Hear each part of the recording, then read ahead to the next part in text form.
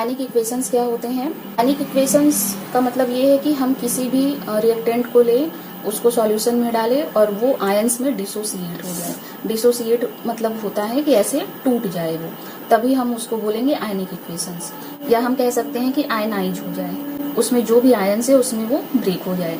जैसे यहाँ एक एग्जांपल मैं लेती हूँ कि अगर हम AgNO3 जिसको सिल्वर नाइट्रेट कहते हैं, NaCl सॉल्ट, इसके सॉल्यूशन में अगर हम इसको डालेंगे, NaCl का हम सॉल्यूशन बना लेंगे ऐसे, उसमें AgNO3 को हम डाल देंगे, तब ये दोनों आपस में रिएक्शन करके बना लेंगे NaNO3 सोडियम नाइट्रेट और AgCl सिल्वर क्लोराइड। ये है सिल्वर नाइट्रेट। यहाँ पर चारों अपने अपने आयंस में ब्रेक डाउन हो जाएंगे। AgNO3 ब्रेक डाउन होगा Ag प्लस और NO3 माइनस में। NaCl, जैसे ही हम वाटर में NaCl को डालते हैं, ये Na प्लस और Cl माइनस में डिसोसिएट हो जाता है। इसका प्लस इसके माइनस से रिएक्शन करके आयनिक कंपाउंड बनाएगा और इसका प्लस इसके माइनस से रिएक्शन करके आयनिक कंपाउंड बनाएगा। तो ये दोनों आपस में रिएक्शन करके बना लेंगे AgCl और ये दोनों रिएक्शन करके बना लेंगे NaNO3। बस हो गया। इन्हें ही हम आयनिक कंपाउंड कहते हैं, जिसमें एक मेटल होता है, एक नॉन मेटल होता है। कोई भी आयनिक कंपाउंड बनता है तो उसमें एक मेटल एक नॉन मेटल का रहना जरूरी है। मेटल पे प्लस चार्ज होता है, नॉन मेटल पे माइनस चार्ज होता है। इसी तरह यहाँ Na पे प्लस चार्ज होगा, NO3 पे माइनस चार्ज होगा। हम इसको ऐसे भी लिख सकते हैं Ag plus plus Cl minus, तो क्या बन गया AgCl। ये बनेगा सॉलिड फॉर्म में, ये है एक्वस फॉर्म में, ये भी एक्वस फॉर्म में, क्योंकि लिक्विड में ये डिजॉल्व है आयंस के फॉर्म में, और यहाँ पर जब हम इनको कंबाइन कर देंगे तो बन जाएगा AgCl सॉलिड। इसी तरह से सारे आयनिक रिएक्शन होते हैं और इसी तरह से आयनिक इक्वेशन को लिखा जाता है और ऐसे कंपाउंड को ही आयनिक कंपाउंड कहते हैं। कितना सारा मैंने आपको केमिकल इक्वेशन पढ़ा दिया। मैं बार बार ना गलती करती हूँ कि केमिकल इक्वेशन की जगह केमिकल रिएक्शन बोलती हूँ, क्योंकि वो होता तो केमिकल रिएक्शन ही है, बस हम उसको लिख देते हैं तो उसको केमिकल इक्वेशन कहते हैं। अब यहाँ मैं आपको अच्छे से बता देती हूँ कि केमिकल रिएक्शन होता क्या है। केमिकल रिएक्शन होने का मतलब ये है कि हम किन्हीं भी 2-3 सब्सटेंस को लें, उनको आपस में रिएक्शन करवाएं, जो भी प्रोसेस अप्लाई हो वो करें और उससे कुछ न्यू सब्सटेंस मिल जाए ना, कुछ न्यू सब्सटेंस मिल जाए जिसकी प्रॉपर्टी पहले वाले से एकदम डिफरेंट हो, तभी हम उसको बोलेंगे केमिकल रिएक्शन। बहुत सारा मैंने आपको बता दिया, वो सारा केमिकल रिएक्शन ही था। फिजिकल रिएक्शन पहले के वीडियो में मैं बता चुकी हूँ कि फिजिकल और केमिकल में क्या डिफरेंस होता है। जैसे मैं यहाँ एक एग्जांपल ले रही हूँ, H2 plus O2 gives H2O। ये है गैस, ये भी होता है गैस, मगर ये होता है लिक्विड। हाइड्रोजन का यूज करते हैं एज अ फ्यूल, ऑक्सीजन का यूज हम लोग लेते हैं, इनहेल करते हैं ऑक्सीजन को। दोनों जब कंबाइन किए, केमिकल रिएक्शन हुआ इनमें, तो क्या बन रहा है H2O, जो कि लिक्विड के फॉर्म में है। कहते हैं ना 2 बूंद जिंदगी की, इससे भी ज़्यादा जरूरी क्या है ऑक्सीजन। लेकिन हाइड्रोजन की प्रॉपर्टी तो एकदम डिफरेंट होती है। ये दोनों गैस फॉर्म में है और कंबाइन होने पर बन रहा है लिक्विड। वाटर की प्रॉपर्टी इन दोनों की प्रॉपर्टी से बहुत ही डिफरेंट है, जमीन आसमान का अंतर है। यही होता है केमिकल रिएक्शन होने पर, कि हम लेंगे कुछ, कंबाइन करेंगे कुछ और बनेगा प्रोडक्ट एकदम नया। एवरी डे लाइफ में भी बहुत सारे केमिकल रिएक्शंस हो रहे हैं, यहाँ तक कि हम लोग जो खाना खाते हैं, वो जो डाइजेस्ट होता है, वो भी केमिकल रिएक्शन के थ्रू ही होता है। रिएक्शंस कितने टाइप के होते हैं? जो भी केमिकल्स कंबाइन कर रहे हैं, उनसे प्रोडक्ट बन रहा है, वो सब केमिकल रिएक्शन ही है, पर उनके नेचर के अकॉर्डिंग उनको टाइप्स में डिवाइड कर दिया गया है। फर्स्ट है कॉम्बिनेशन रिएक्शन। कॉम्बिनेशन रिएक्शन में 2 रिएक्टेंट हम लेंगे, कंबाइन होकर कोई एक चीज बन जाएगा, तब उसे बोलेंगे कॉम्बिनेशन रिएक्शन। अभी मैं इन सारी का आपको एग्जाम्पल बताऊंगी और जितना आपने बैलेंसिंग किया है उसी में से कोई ना कोई एग्जाम्पल होगा। तो अगर आप स्टार्टिंग से वीडियो देख रहे हैं तो वीडियो देखा आपने, थोड़ा सा अगर आप प्रैक्टिस कर लेंगे तो केमिस्ट्री पूरी आपको रट जाएगी। सेकेंड है डीकम्पोजिशन रिएक्शन। इसमें हम कोई एक कंपाउंड लेंगे, रिएक्शन के बाद वो टूट जाएगा, ब्रेक डाउन हो जाएगा, 2-3 सिंपल कंपाउंड मिल जाएंगे, तो उसको बोलेंगे डीकम्पोजिशन रिएक्शन। तीसरा है डिस्प्लेसमेंट रिएक्शन। ये भी इससे पहले के वीडियो में मैं आपको बता चुकी हूँ। बैलेंसिंग में ही एक एग्जाम्पल था, वो डिस्प्लेसमेंट रिएक्शन का था। डिस्प्लेसमेंट रिएक्शन में क्या होता है कि इसमें जो हायर रिएक्टिव एलिमेंट होता है अपने से जो लो रिएक्टिव एलिमेंट होता है उसको डिस्प्लेस करके उसकी जगह चला जाता है और उसको हटा देता है। जैसे कि आप किसी ट्रेन में बैठे हैं, अब आपसे कोई पावरफुल इंसान, धाकड़ इंसान घुस गया, वो आपको हटा दे आपकी सीट से और खुद जाकर आपकी जगह बैठ जाए। नेक्स्ट है double displacement reaction. Double displacement reaction में क्या होगा कि एक ने अगर किसी को उसकी जगह से हटाया तो फिर से दूसरा उसी की जगह पर जाकर बैठ गया, तो इसको बोलेंगे डबल डिस्प्लेसमेंट रिएक्शन। नेक्स्ट है ऑक्सीडेशन रिएक्शन। ऑक्सीडेशन रिएक्शन में ऑक्सीजन ऐड होता है और हाइड्रोजन रिमूव होता है। रिडक्शन रिएक्शन, रिडक्शन रिएक्शन में हाइड्रोजन ऐड होता है और ऑक्सीजन रिमूव होता है। प्रेसिपिटेशन रिएक्शन, ये मैं इससे पहले के वीडियो में आपको बता चुकी हूँ with example. With balancing precipitate बनता है।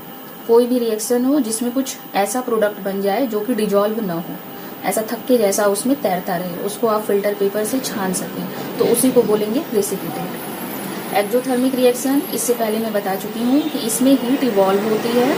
एंडोथर्मिक रिएक्शन, ये भी इससे पहले के वीडियो में मैं आपको अच्छे से बता चुकी हूँ। एंडोथर्मिक रिएक्शन में रिएक्शन करवाने के लिए हीट सप्लाई करना पड़ता है। अभी मैं इन सारे रिएक्शन को एग्जाम्पल के साथ बताऊंगी, दो तीन एग्जाम्पल, और उसको आप बैलेंस भी करिएगा, तो बैलेंसिंग एक बार और से यहाँ आपका रिवाइज होगा।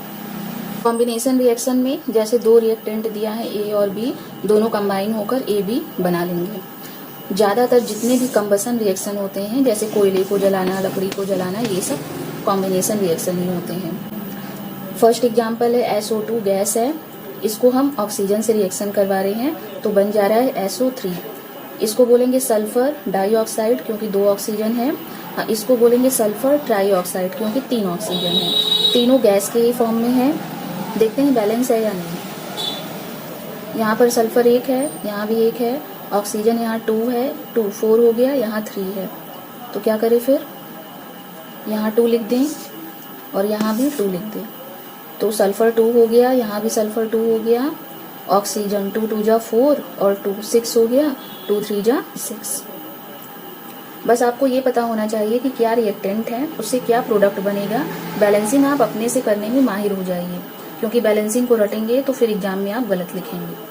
ये है CaO। इससे पहले मैं ये रिएक्शन आपको बता चुकी हूँ, पर यहाँ पर कॉम्बिनेशन रिएक्शन में भी ये फिट बैठता है, इसलिए यहाँ भी मैं आपको बता रही हूँ। सारा रिएक्शन आपका 2 बार 3 बार, ये पूरा चैप्टर पढ़ते पढ़ते सारा रिएक्शन 2 बार 3 बार रिवाइज हो जाएगा। अगर आप अच्छे से पूरे खुले दिमाग के साथ प्रैक्टिस करेंगे तो आपको एक एक रिएक्शन बिल्कुल रट जाएगा, अलग से रटने की जरूरत नहीं पड़ेगी। CaO ये है क्विकलाइन जो कि सॉलिड फॉर्म में होता है। CO2 ये गैस है, कार्बन डाइऑक्साइड। जब इनको हम रिएक्शन करवाते हैं तो सब आपस में कंबाइन हो गया, क्योंकि आप पढ़ रहे हैं कॉम्बिनेशन रिएक्शन। तो C और दोनों O कंबाइन होके बन गया O3, तो बन गया CaCO3।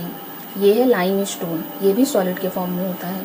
फिर से यहाँ हमने क्विक लाइन लिया है सॉलिड फॉर्म में, इसमें हम वाटर डाल रहे हैं। ये सेम रिएक्शन भी पहले के वीडियो में मैं बता चुकी हूँ आपको। पानी में जब हम क्विक लाइन को डालते हैं तो निकलता है उसमें से बहुत सारा हीट। क्विक लाइन मीन्स चूना, असली चूना जो मार्केट में मिलता है।